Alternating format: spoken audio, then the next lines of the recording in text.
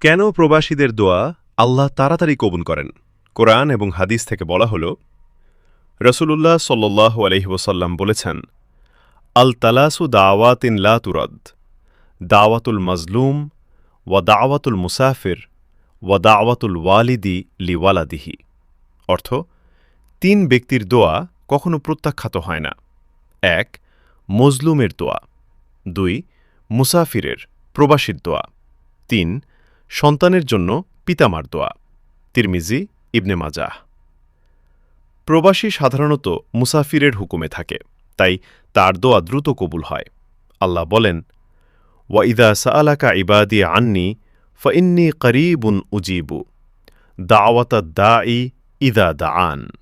অর্থ, আমার বান্দারা যখন তোমার কাছে আমার সম্পর্কে জিজ্ঞেস করে, আমি তো খুব কাছেই, ডাকলে আমি দোয়া কবুল করি।